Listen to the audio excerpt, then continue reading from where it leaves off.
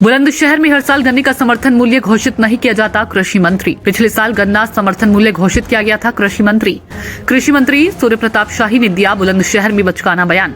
कृषि मंत्री ने कहा कि रूस, यूक्रेन, हमास और इजराइल के युद्ध की वजह से डीएपी व एपीके की आवक में हुई दिक्कत। पिछले साल के बराबर यूपी में एनपीके और डीएपी का वितरण कर चुकी है सरकार। बुलंदशहर के कृषि ट्रेनिंग सेंटर में आए थे कृषि मंत्री सूर्य प्रताप शाही। बुलंदशहर से इकराम खान की रिपोर्ट। एक श्री बीपी त्यागी किसान नेता थे और उनका कुछ दिनों पहले देहांत हो गया था। इस संदर्भ में मैं उनके परिवार से मिलने आया था। आज यहाँ पर हम लोगों ने बहुत ब्रिटिश पीरियड के पहले से यहाँ एक राजकीय कृषि विद्यालय चलता रहा है जो डिप्लोमा सर्टिफिकेट दिया करता था। बाद के दिनों में इसको ट्रेनिंग सेंटर के रूप में बदला गया और यहाँ अब किसानों और कर्मचारियों के प्रशिक्षण के कार्यक्रम होते हैं। योगी जी की सरकार ने लगभग 22-23 करोड़ रुपया लगा करके और यहाँ पर अच्छा प्रशिक्षण केंद्र बनाया। जब मैं आया था तो वो एकदम जर्जर था, 17-18 के आसपास में। फिर इनकी स्वीकृति करके और एक अच्छी बिल्डिंग बना करके किसानों को जहाँ प्रशिक्षण दिया जा सके, इसके लिए यह व्यवस्था यहाँ पर की गई है।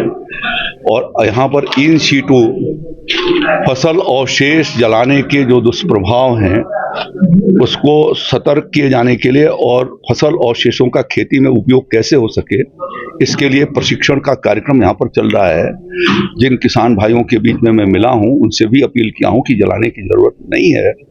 ये खेती के हमारा हर फसल का एक एक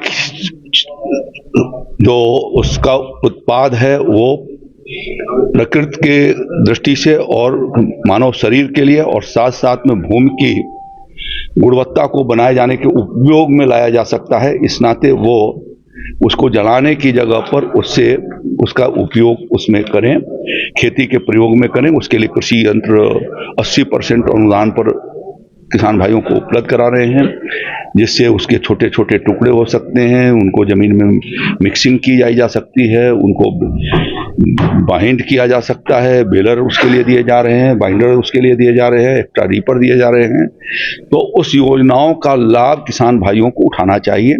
जो एक कृषि उत्पादक संगठन है उनको प्राथमिकता के आधार पर दी गई है।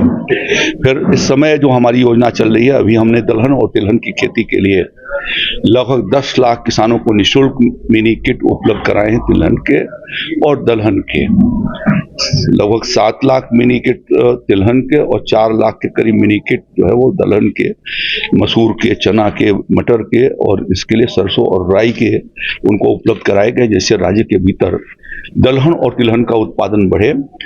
हमारे प्रधानमंत्री आदरणीय मोदी जी के नेतृत्व में तिलहन और दलहन का मसूर की एमएसपी जो है वो 100 गुना से ज्यादा हो गई, 2 गुना से ज्यादा हो चुकी है, 100% बढ़ा है। इसी तरीके से चना की एमएसपी जो है वो 70% से ऊपर है। सरसों की एमएसपी 95% से ऊपर है। यदि किसान उसकी खेती करता है तो उसको ज्यादा फायदा हो सकता है।